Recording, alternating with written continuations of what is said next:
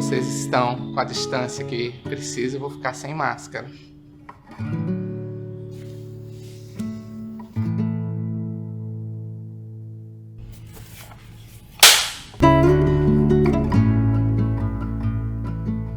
O que foi 2020? É impossível descrever 2020 numa frase. Eu acho que 2020 não cabe nem no tempo que a gente tem. 2020 foi... Talvez tenha sido um dos anos mais desafiadores da minha trajetória profissional. 2020 foi um ano de saber realmente o que significa estar fora da zona de conforto e viver fora da zona de conforto.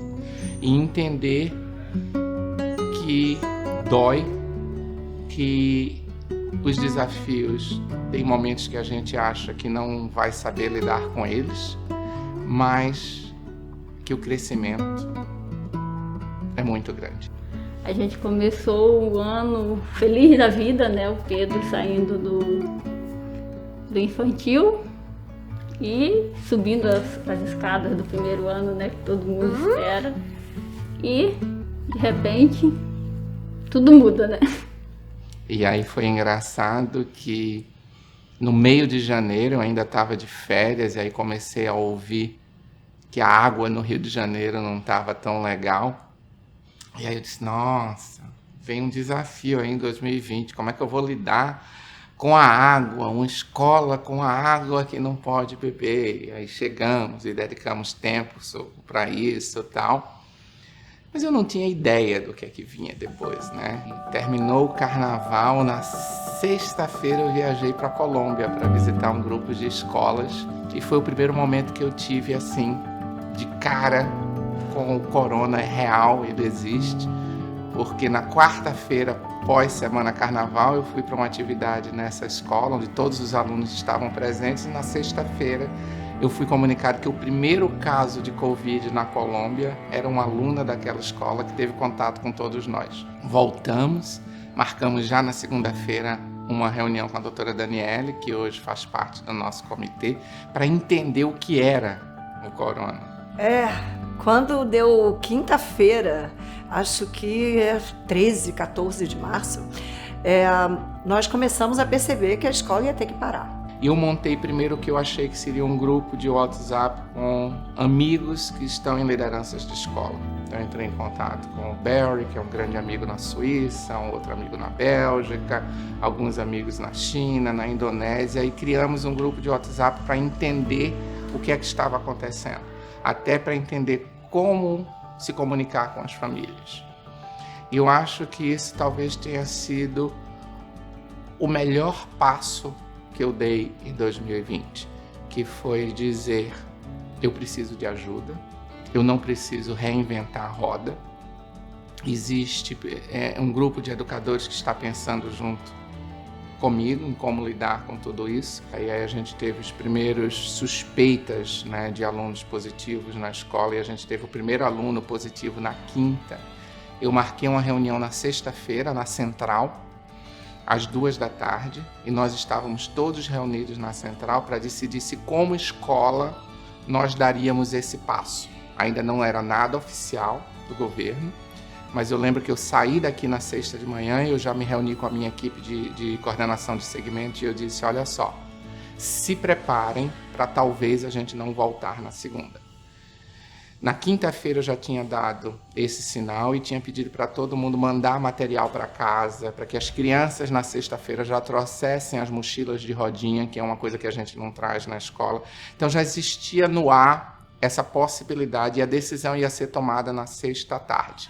E aí a gente saiu para dentro das salas, naquela época ainda sem máscara, naquela época ainda sem luva, mas vamos fazer o que cabe nas mochilas das crianças que elas pudessem levar para casa. Aí começou essa confusão, quando eu cheguei na sala, estavam pedindo para botar álcool gel na mão, essas coisas. Então eu voltei de imediato para a escola, já mandei uma mensagem, chamei toda a coordenação na minha sala e disse, ó, tudo fechado a partir de segunda. E aí a gente foi convocado na sala de aula do primeiro ano pelo Amaral, nosso diretor, e a gente sentou naquelas cadeirinhas onde as nossas crianças estavam começando um processo de alfabetização, para dizer que por um decreto do governo a gente ia fechar os portões da escola por 15 dias. Quando a gente recebeu a notícia, né, que a escola, né, ia, né, entrar em recesso tal, a gente ficou triste, né, porque a gente está acostumado sempre no convívio, né, da escola e tal.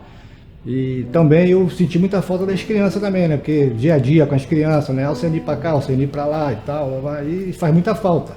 Eu chegava até a sonhar em casa e sonhava com as crianças, né, você ficando maluco, ficando sozinho na cama e tal. Eu falei, não, mas é assim mesmo, é o dia a dia das crianças, né, e tal. Mas foi muito triste, né, a gente receber a notícia mas infelizmente, né, foi um fato que aconteceu que afetou não só todo o país, né. Nossa, acho que pra mim foi um baque, assim, entendeu? Que ter que fechar a escola e a princípio a gente não sabia o que ia acontecer depois. E aí fomos surpreendidos diariamente com é mais um tempo, é mais 15 dias, é mais um mês, é mais muito tempo, é mais não sabemos quanto tempo. Eu lembro da sensação, assim, de uma dúvida do que estava por vir, né? Muitas pessoas até comemorando férias coletivas antecipadas. Eu numa dúvida quando a gente ia voltar, se eu levava o meu computador, se eu não levava. Olha, eu não vou negar não. Eu fiquei super feliz. E tipo assim, eu pensava, oba, férias, vou poder descansar, vou poder dormir até tarde. Isso eu não vou negar, eu acho que todo mundo pensou nisso, né, como aluno. Só que depois eu fui entrando em contato, né, com o que era essa doença, que é a quarentena, 40 dias. Era isso, não era uma eternidade assim pra mim que passou. Bem, os alunos estavam extremamente agitados e fascinados por isso, porque era tudo novo para eles, era bem diferente isso acontecer. Então a gente estabeleceu alguns combinados, a gente falou um pouco sobre os nossos sentimentos do que estava acontecendo no momento, para que eles também pudessem ali entender que aquilo também era novo para mim, enquanto professora. Eu acho que o ponto positivo foi conseguir entender que, tipo, vai passar. O quando, realmente ninguém sabe. Desafio também pode ser a palavra de 2020, né? E pensar em bem-estar nesse momento é você tentar olhar globalmente para o que está acontecendo, porque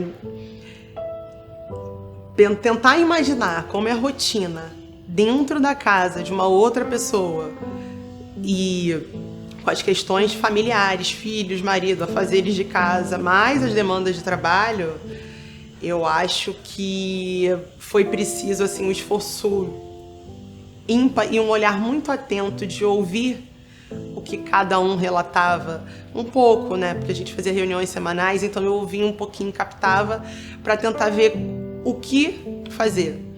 Começa você a brigar, começa você...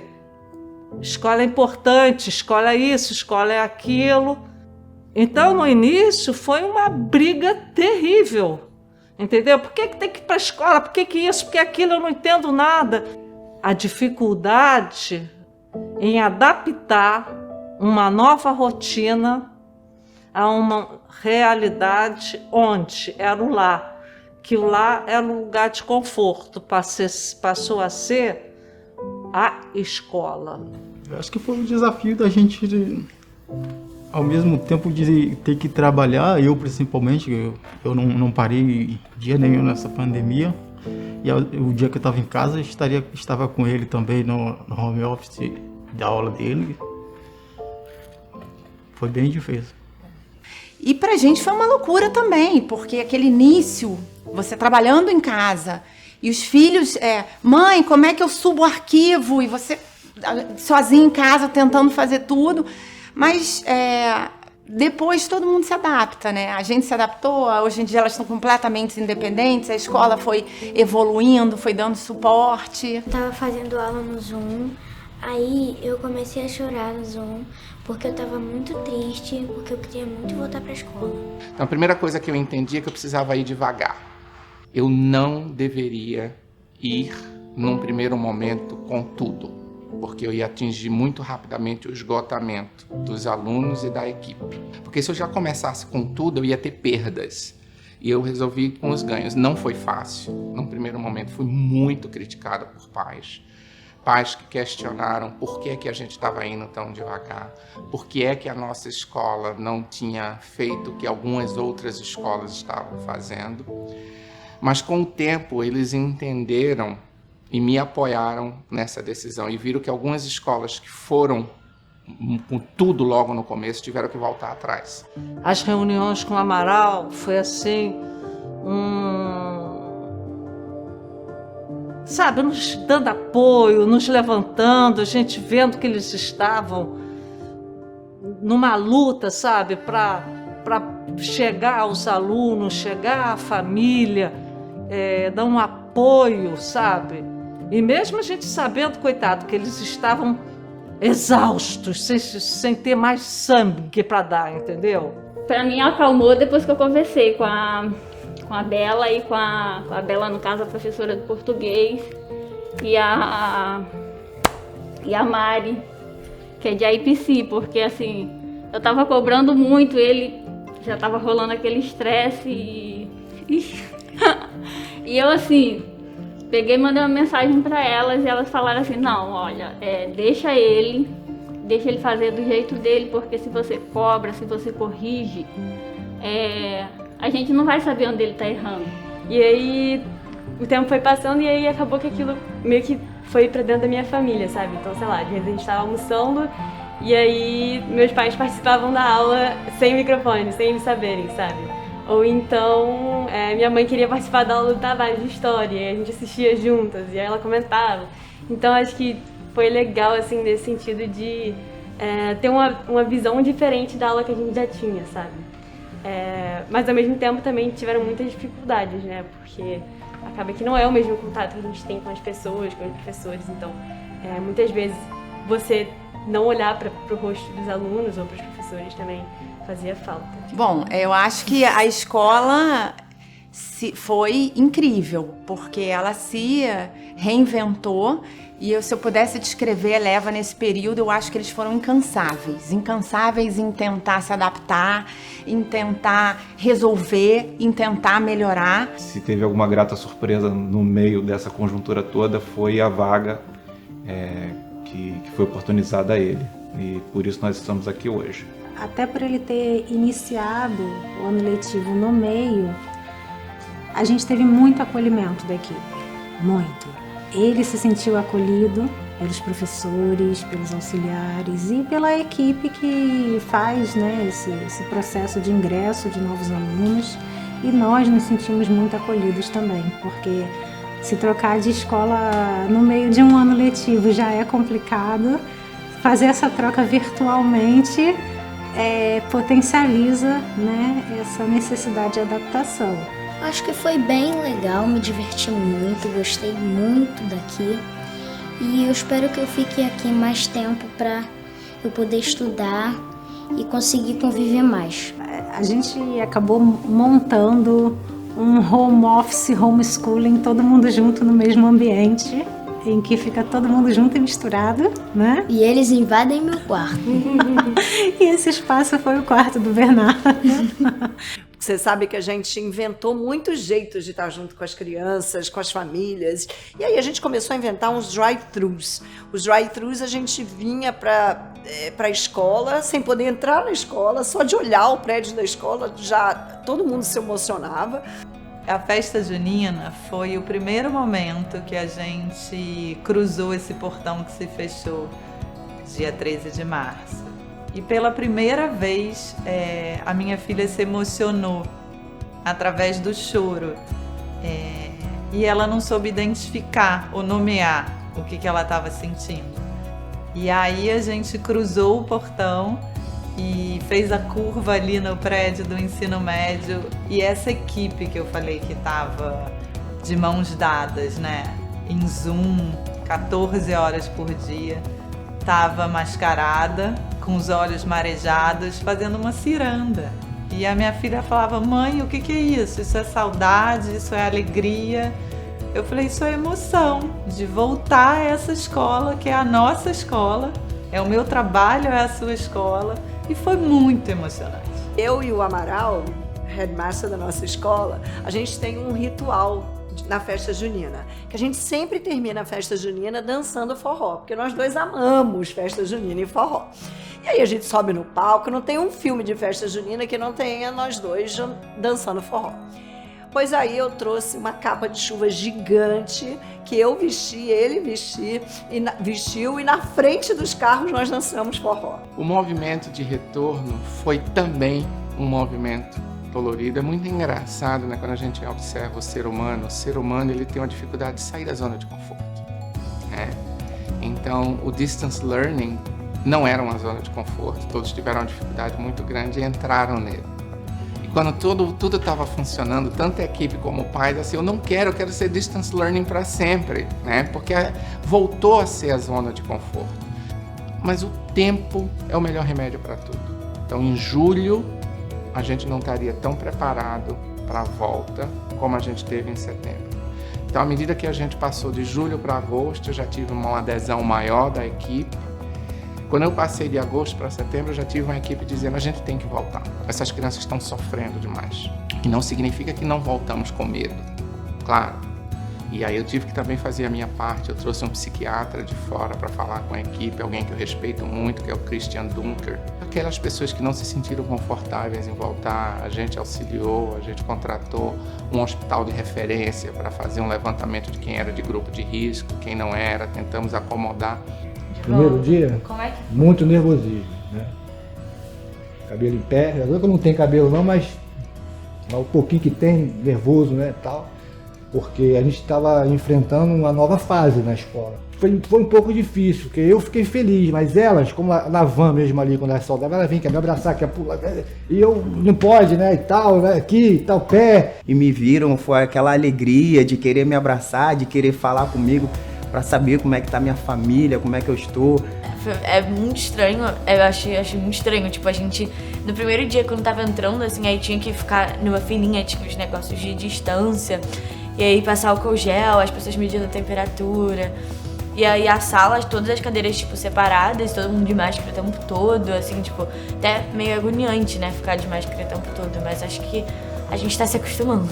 A Manu falava assim, mãe, não vai dar. Quando eu voltar pra escola, eu vou ter que abraçar todo mundo. Eu falei, não, Manu, você não vai poder abraçar todo mundo. Não, mãe, sério, eu vou ter que abraçar todo mundo. Eu falei, filha, não vai dar. Eu acho que estar aqui é a garantia de que permanecemos, que seguimos como escola, que seguimos como espaço de encontros afetivos, encontros de saberes, que seguimos existindo. We made it.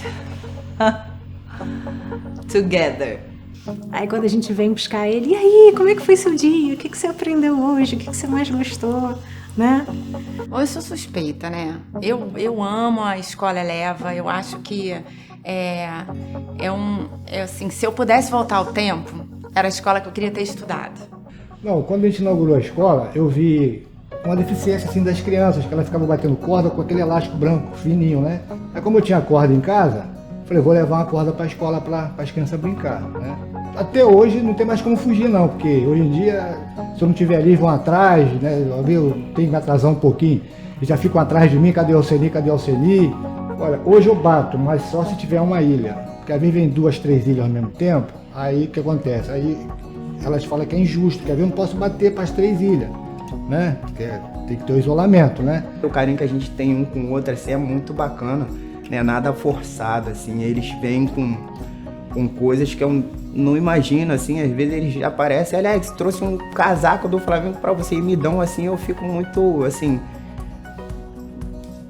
É que eles sabem que eu sou flamenguista, então assim, me deram ingresso pro jogo do Flamengo, já me deram copos personalizados, assim, cartas dos professores, eles nunca esquecem, até hoje eles não esquecem de mim, tem dia do professor, tem vídeo pra mim, eles mandam assim. Eu quero mandar um recado pra 2021, tá? 2021. Pega leve, tá? Por favor, 2021. Gostaria de agradecer a toda a comunidade Eleva, em particular ao grupo do 9º ano, que foram extremamente solidários. A mensagem que eu tenho para minhas criancinhas é que eu não sou injusto com vocês. Infelizmente, eu não posso bater corda para 3, 4 ilhas. Mas ano que vem, se Deus quiser, nós vamos voltar todo mundo junto, unidos, e eu vou continuar enquanto eu aguentar. Como já me falaram que eu não ia ver você formar, não foi, Júlia? Que eu ia morrer antes. Queria deixar assim o obrigado primeiramente pelo carinho que vocês têm por mim, 12º, o carinho de vocês, e vocês sabem o carinho que eu tenho por vocês é enorme. O vínculo que a gente criou aqui em 3 anos, acho que vai além de apenas um inspetor e um aluno, né? É uma amizade verdadeira. Assim, muito obrigado por tudo, tá bom? Beijo pra vocês. Quero mandar um beijo pra minha amiga Isabel, pra minha amiga Rebeca, pra minha amiga Maria Eugênia e pra minha amiga Victoria. Para as pessoas que fizeram parte do meu ano, né, que entraram no 10º ou no 11º e estavam em 2020 no 12º ano, eu queria muito agradecer a cada um de vocês, porque realmente, assim, foi um espaço que eu sempre me senti muito acolhida por todo mundo e não tem nenhuma exceção. Tipo, todo mundo sempre me tratou muito bem e sempre me agregou muito, assim. Então, eu realmente queria dizer muito obrigada e que eu espero que vocês estejam felizes. Eu espero que 2021 seja um ano dinâmico, porém leve. Que ele traga a esperança, a alegria e a possibilidade que cada um se encontre, sinta quem é e se perceba. Desacelerar, como esse ano a gente foi obrigado a fazer. Desacelerar a nossa velocidade de trabalho, desacelerar projetos, desacelerar compromissos sociais e curtir esses momentos simples com as pessoas que convivem com a gente em casa todos os dias. Uma mensagem que eu mandaria para 2021, quando a gente estivesse lá, é assim, a gente passar mais um ano feliz e convivendo com a família. Só é possível se fazer educação, se pensar em educação em parceria. Eu acredito na força da parceria, família, escola e aluno. E eu acho que 2020 veio nos provar que sem parceria a gente não consegue atravessar uma crise. Então, eu queria dizer obrigada.